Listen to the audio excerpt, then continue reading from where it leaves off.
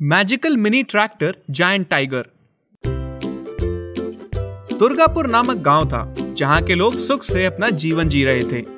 उसी गांव से कुछ ही दूर पर एक जंगल था जहां पर एक बहुत विशाल बाघ रहता था।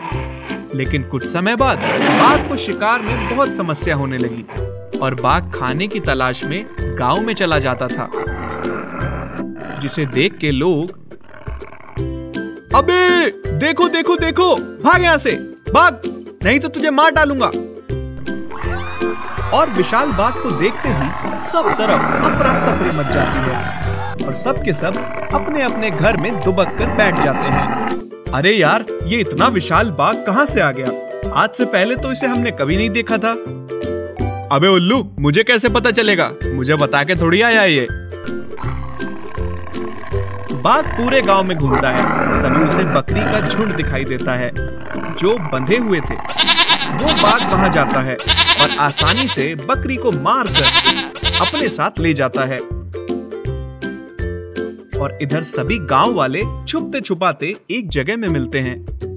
अरे यार, ये इतना विशाल बाघ अचानक हमारे गांव में कैसे आ गया? इससे पहले हमने कभी इतना बड़ा बाघ नहीं देखा। और क्या किसी ने फॉरेस्ट विभाग को इत्तला किया है? सरपंच जी, मैंने पहले ही फोन करके फॉरेस्ट विभाग को बोल दिया था।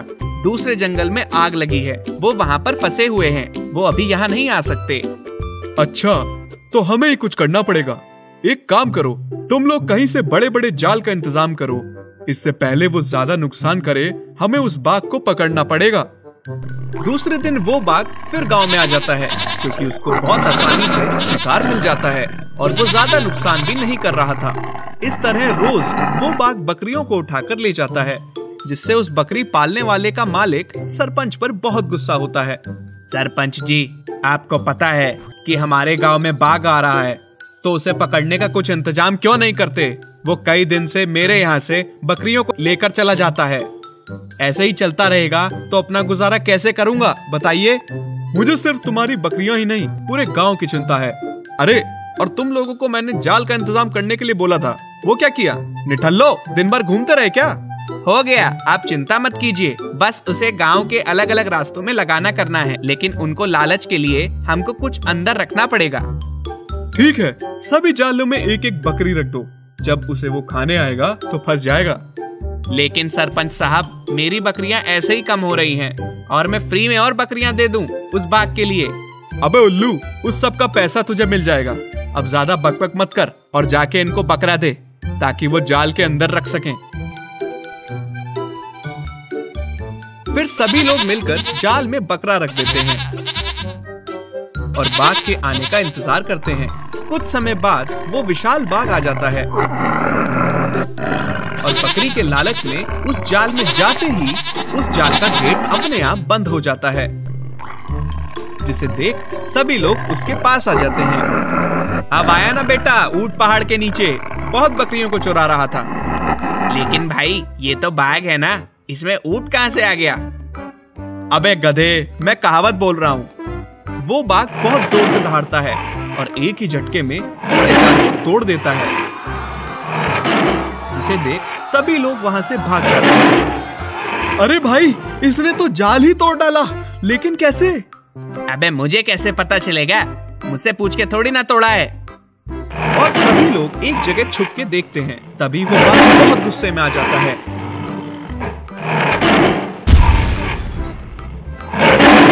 और गांव को तबाह करने लगता है। कुछ समय में वो पूरे गांव में अफरा तफरी मचा देता है, जिसके डर से सभी लोग छुपे हुए रहते हैं। अरे, ये तो खतरनाक हो गया है। पहले कम से कम बकरी ही लेके जा रहा था, अब तो ये पूरे गांव को तबाह कर रहा है। हाँ यार, इससे अच्छा तो उसे हम रोज 2 बकरी ही दे देते, कम से कम हमारा गांव तो ठीक रहता। इस तरह गांव वाले अगले दिन से उस विशाल बाघ के लिए रोज अलग अलग जानवर बांध के रखते थे और वो बाघ आता था और अपना शिकार साथ में ले जाता था। ऐसे ही कई दिन बीत जाते हैं, जिससे गांव के लोग बहुत परेशान हो जाते हैं। मंदिर के पास मिलते हैं।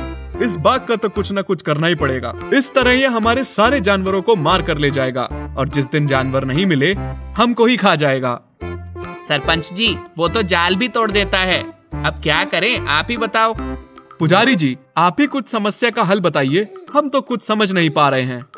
देखो बेटा, मैं तो सिर्फ पूजा हवन कर सकता हूँ। अगर माता ने चाहा तो मैं कुछ मदद के लिए यहाँ भेज सकता हूँ। वो ठीक है पुजारी जी, क्या पता माता खुश होकर हमारे लिए कुछ भेज दे। फिर पुजारी वही मंदिर में पूजा हवन करता है। तभी वहाँ उस हवन में बहुत तेज रोशनी होती है और उससे एक छोटा सा ट्रैक्टर निकलता है जो चमक रहा था, जिसे देख, अरे ये क्या, हवन से ट्रैक्टर निकला, वो भी इतना छोटा। इससे क्या करेंगे हम, बच्चों को घुमू घुमू। अरे पागल, ये हवन से निकला है और माता ने भेजा है, तो जरूर कोई चमत्कारी ट्रैक्टर होगा। जरा उसका इस्तेमाल करके तो देखो। वो तुरंत ही उस जादुई मिनी ट्रैक्टर में बैठता है तो अपने आप चालू हो जाता है और चलने लगता है। अरे ये तो अपने आप चल रहा है और ये मुझे कहाँ लेके जा रहा है। आप सब भी चलो मेरे पीछे। सभी लोग उस ट्रैक्टर के पीछे पीछे गांव के बाहर निकल जाते हैं और फिर वो ट्रैक्टर बीच रास्ते में रुक जाता है। तभी कुछ देर बाद वहां से विशाल बाघ आ जाता है, जिसे देख सभी लोग छुप जाते हैं। अबे ये लोग कहाँ चले गए सब मुझे छोड़ के, मुझे भी अपने साथ ले जाओ। तभी वो बाघ नजदीक आ जाता है और फिर वो जादुई मिनी ट्रैक्टर से बहुत तेज बिजली और आग की लपटें निकलने लगती हैं, जिससे वो बाघ बहुत गुस्से में आ जाता है और मिनी ट्रैक्टर पर हमला कर देता है। और इधर मिनी ट्रैक्टर भी उसके ऊपर हमला करते रहता है। बहुत समय तक लड़ाई चलती रहती है और सोहन उसमें बैठे बैठे बहुत डरता है। अरे कोई मुझे इससे उतारो, नहीं तो ये लड़ाई में कहीं मैं ही ना मर जाऊं। दोनों में बहुत लड़ाई होती रहती है। तभी अचानक वो मिनी ट्रैक्टर 4 हो जाते हैं और फिर वो विशाल बाघ पर चारों तरफ से हमला कर देते हैं। कुछ समय में धराशायी होकर वहीं गिर जाता है, जिसके बाद सभी वहां आ जाते हैं और बाघ के पैरों को चारों तरफ से बांध देती है, जिसे देख सोहन, सालो मुझे अकेला छोड़ के भाग गए, मैं मरते मरते बचाऊं। मेरी बीवी बच्चों का क्या होता मेरे जाने के बाद। तू उनकी चिंता मत कर, मैं संभाल लेता तेरे बीवी बच्चों को। कालू की बात सुनकर सभी बहुत हंसते हैं। साले इतना मारूंगा ना, तेरी 7 पुश्ते गंजी पैदा होंगी। सभी लोग बात कर रहे थे। तभी वहां फॉरेस्ट विभाग वाले आ जाते हैं। क्या हुआ, कितना बड़ा बाघ है, बताओ, अभी उसको पकड़ते हैं। फिल्मों की तरह ये लोग भी आखिरी में ही आएंगे, जब सब ठीक हो जाता है। वो रहा भाई आपका बाघ, जाओ इसे लेकर जाओ और दोबारा यहाँ नहीं आना चाहिए। फॉरेस्ट विभाग वाले उस विशाल बाघ को देखते ही बहुत हैरान हो जाते हैं कि इतना बड़ा बाघ आया कहां से, और फिर उस बाघ को वहां से ले जाते हैं और गांव वाले उस जादुई मिनी ट्रैक्टर के साथ गांव वापस चले जाते हैं। विशाल फायर ट्रक बैल बचाओ अभियान। विशाल समुद्र के बीचों बीच एक अनजान छोटा सा जादुई टापू था। उस टापू में बहुत सारे बैल का झुंड रहता था, जिनका एक राजा रहता है जो बहुत विशाल और उसका शरीर सोने सा चमकता था। सारे बैल उस टापू में रहते क्योंकि वहां खाने पीने की कोई कमी नहीं थी। एक दिन बैल राजा नहीं होते हैं, तभी उस टापू में अचानक बहुत विशाल ड्रैगनों ने हमला कर दिया होता है, जिसे देख सभी बैल अपनी जान बचाकर भागते हैं। फिर भी वो ड्रैगन कुछ बैलों को उठाकर ले जाते हैं और कुछ समय के बाद जब वहां बैल राजा आता है, फिर सभी बैल उसके पास जाते हैं और राजा बैल कहता है, अरे ये सब क्या हो गया, तुम लोग इतने डरे क्यों हो?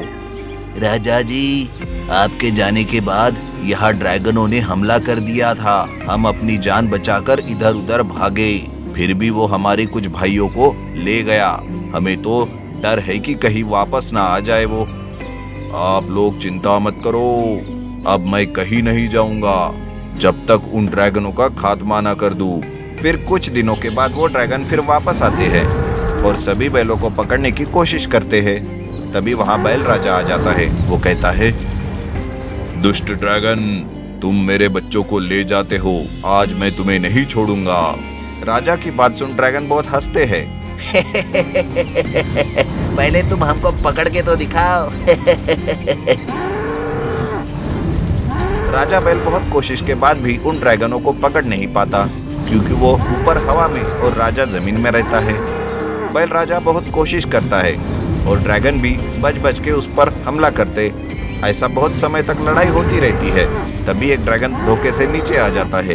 राजा बैल दौड़ के उस पर हमला कर देता है और वो घायल होकर नीचे गिरता है। फिर राजा बैल उसे मार डालता है।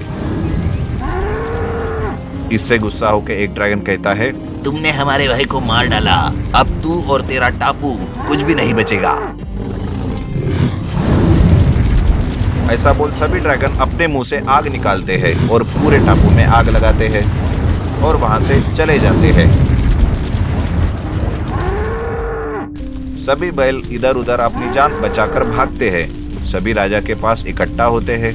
एक बैल कहता है, राजा जी जल्दी से कुछ करो, नहीं तो हम सब मारे जाएंगे। इस आग को जल्दी बुझाओ। मैं भी यही सोच रहा हूँ कि इससे कैसे निकले। राजा जी आप कहीं से मदद लेके आइए, नहीं तो हम मर जाएंगे। मुझे यहाँ से जाने के लिए अपनी शक्तियों को छोड़ना पड़ेगा, और एक बार मैं यहाँ से गया तो इस टापू के जो अपार खाद्य भंडार वो सब चला जाएगा और मैं भी एक सामान्य बैल रह जाऊंगा। तो अब आप ही बताइए कि हम क्या करें। आप लोग चिंता ना करें, मैं अगर आप लोगों को बचा नहीं पाया तो मेरी ये शक्ति किस काम की। ऐसा बोलकर राजा बैल वहां से निकलता है और एक गांव के चौराहे पर उतरता है। और जैसे ही लोगों की नजर उस पर पड़ती है, लोग भागने लगते हैं। तभी राजा बैल बोलता है, हे इंसानों, मुझसे डरो नहीं, मैं तुमको कुछ नहीं करूंगा, कृपा करके मेरी बात सुनो। फिर सभी लोग उसके पास आते हैं और बैल राजा सभी बातें बता देता है। गांव वाले कहते हैं, बैल राजा, आप जैसे बता रहे हैं कि आपके टापू में आग लगी है, तो आपकी मदद एक ही आदमी कर सकता है।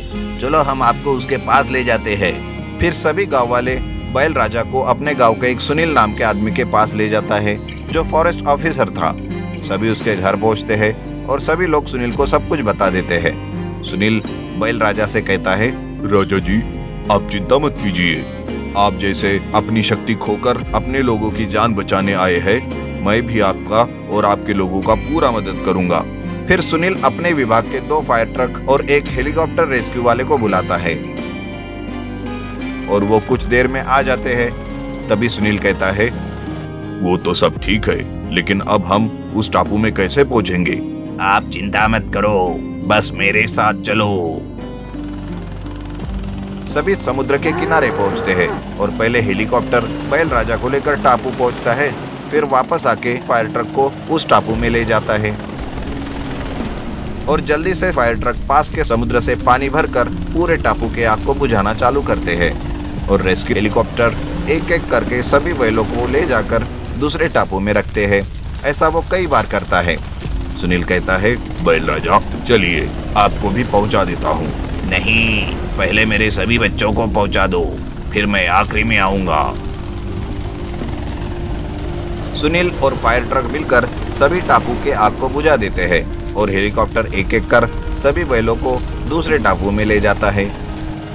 आखिर में सुनील राजा के पास आता है और कहता है, बैल राजा यहाँ पर सब कुछ जल के राख हो गया है, अब इस टापू में कुछ नहीं बचा। चलिए मैं आपको भी वहाँ पहुँचा देता हूँ जहाँ सारे हैं। जाना तो पड़ेगा ही, क्योंकि यहाँ की सभी जादुई खाद्य संपदा तबाह हो गई है।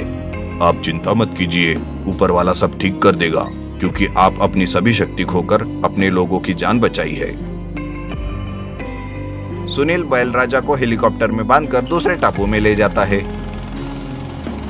और जैसे ही राजा बैल दूसरे टापू में अपना पैर रखता है, वहाँ बहुत तेज रोशनी होती है और वो टापू भी एक जादुई टापू में बदल जाता है। सुनील हेलीकॉप्टर से उतरकर राजा के पास जाता है। देखा राजा जी, भगवान ने आपकी सारी शक्तियाँ वापस कर दी और इस टापू को भी जादुई टापू बना दिया। अगर हम किसी की निस्वार्थ होकर मदद करें तो भगवान हमेशा हमारी मदद करता है। आपने सही कहा सुनील जी, और आपका बहुत बहुत धन्यवाद। आप सभी ने हमारी जान बचाई। सुनील बैल राजा का धन्यवाद करके वहाँ से निकल जाता है। फिर सभी बैल वहाँ अच्छे से रहने लगते हैं। और यदि आप ऐसी ही और भी कहानियाँ सुनना चाहते हैं तो हमारे चैनल को सब्सक्राइब जरूर करें। शुक्रिया। नंदगढ़ नामक गांव में बंसी नाम का एक आदमी रहता था, जिसकी एक किराने की दुकान थी। जो एक नंबर का कंजूस और लालची आदमी था। अगर उसकी चाय में मक्खी भी गिर जाए तो उसे भी वो चूस के फेंकता था। अबे ओ एक कामचोर, जल्दी सफाई कर, दिवाली का समय आने वाला है। फटाके खरीदने जाना है। जी सेठ जी। इस बार बहुत कमाई होगी क्योंकि दूसरे दुकान वालों को डरा दिया है कि इस बार फटाके बेचना बैन है। पर आप कैसे बेचेंगे? अबे मैं ठीक दिवाली के एक दिन पहले ही फटाके निकालूंगा और 4 गुने दाम में बेचूंगा और दूसरे शॉप वाले पूछेंगे तो बोल दूंगा सरकार ने अभी मंजूरी दिया है। सेठ जी कसम से बहुत कमीने हो आप। क्या बोला? कुछ नहीं। सेठ जी कहाँ से लाते हो ऐसा शैतानी दिमाग? तुम्हारी मौसी के पास से। चल जा, जाके जल्दी काम निपटा। दिन भर पक पक करता रहता है, काम का न काज का, दुश्मन अनाज का। फिर कुछ देर बाद दोनों फटाके खरीदने चले जाते हैं और बहुत सारे फटाके खरीद के लाते हैं और अपने गोडाउन में रख देते हैं। सुनो गांव वालों, सरकार ने इस बार फटाकों पे बैन लगा दिया है। कोई भी फटाके नहीं चलाएंगे। अगर कोई भी फटाके फोड़ते और बेचते दिख गए तो उनका मुंह काला करके गधे पे बिठाकर पूरे गांव में घुमाएंगे। ये सब बंसी का नौकर सुनता है और तुरंत ही अपने सेठ को जाकर बता देता है। ये सब सुनते ही सेठ का दिमाग चकरा जाता है और वही सर पकड़ के बैठ जाता है। ये सब देखकर नौकर मन ही मन हंसता है। क्या हुआ बे, मेरे इस बर्बादी पे तुझे बहुत हंसी आ रही है? नहीं सेठ जी, मैं ये सोच के हंस रहा हूँ कि जब आपका मुंह काला करके गधे पे बिठाएंगे तो आप कैसे दिखेंगे? अबे ओए छुचुंदर, मैं क्यों बैठूंगा गधे पे? सेठ जी आपने इतने सारे फटाके जो खरीद लिए हैं, अब उन्हें नहीं बेचेंगे ऐसा तो हो ही नहीं सकता। तू सही कह रहा है, कुछ तो करना पड़ेगा। कुछ देर सोचने के बाद सुन, मेरे दिमाग में एक धांसू आइडिया आया है। तू शाम को गोडाउन में मिल। जी। गोडाउन में रात भर काम करके एक बहुत बड़ा फटाके का एक अनार राक्षस तैयार करते हैं। हमने इतने फटाके का अनार राक्षस तो बना लिया है, लेकिन इसका करेंगे क्या? उसको पूरा स्कीम समझा देता है। कालू उस बड़े फटाके वाले अनार राक्षस को लेकर गांव की तरफ जाता है। गांव वाले जैसे ही उस अनार राक्षस को देखते हैं सब इधर उधर भागने लगते हैं। रुको रुको गांव वालों, मैं तुम्हारे गांव इसलिए आया हूँ क्योंकि मैं तुमसे नाराज हूँ। एक आदमी डरते हुए उससे पूछता है, आप कौन हो और यहाँ क्यों आए हो और हमसे क्यों नाराज हो? मैं अनारसुर हूँ, मैं सारे फटाकों का राजा हूँ। मैंने सुना तुम लोग इस साल फटाके नहीं चलाने वाले, इस कारण मैं तुमसे नाराज हूँ। पर सरकार ने तो फटाके चलाने से तो मना कर दिया है ना। मैं वो सब नहीं जानता। अगर तुम लोग फटाके नहीं जलाए तो मैं तुमको खा जाऊंगा। और देख लो, मेरे तो 10 सिर हैं और एक बार में 10 लोगों को खाऊंगा। अच्छा तो प्रभु ये भी बता दो कि फटाके लेना कहाँ से है, क्योंकि कहीं तो मिल नहीं रहे हैं। बंसी सेठ के पास जाओ, उसके पास फटाकों का बहुत स्टॉक है। गांव के सभी लोग बंसी सेठ की दुकान फटाके लेने पहुंच जाते हैं और खूब सारे फटाके खरीद के ले जाते हैं। वाह वाह कालू, क्या डराया है गांव वालों को। सभी की शक्ल देखने लायक थी। कितने सारे फटाके खरीदे हैं लोगों ने, मजा आ गया। उसी शाम कालू अनार राक्षस से निकल के बंसी सेठ से मिलता है। क्यों सेठ जी, कितनी कमाई हुई?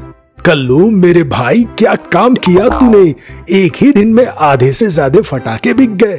बस 1-2 दिन और डरा लोगों को तो पूरे फटाके बिक जाएंगे। दूसरे दिन भी लोग बंसी के यहाँ से पटाखे ले जाते हैं और जहाँ पर अनार राक्षस रहता है उसी के पास फटाके फोड़ने लगते हैं। अरे तुम लोग आज ही क्यों फटाके फोड़ रहे हो? अनारसुर जी, इस बार इतने सारे फटाके लिए हैं तो कल क्यों, आज भी फोड़ेंगे। तभी एक आदमी रॉकेट चलाता है और रॉकेट चलते ही घूमते हुए सीधे अनार राक्षस के पेट में जाकर घुसता है और बहुत बड़ा धमाका होता है। अंदर बैठा कालू जोर जोर से चिल्लाने लगता है, बचाओ बचाओ, हे भगवान आ! और कालू अनार से बाहर आता है। सभी लोग ये देख के हैरान हो जाते हैं कि अनार के अंदर कालू था। क्यों रे, तो इसके अंदर क्या कर रहा था? कालू सभी बातें गांव वालों को बता देता है। फिर सभी गांव वाले बंसी की दुकान के पास जाते हैं और दोनों की खूब पिटाई करते हैं और दोनों का मुंह काला करके गधे पे बिठा के पूरे गांव में घुमाते हैं।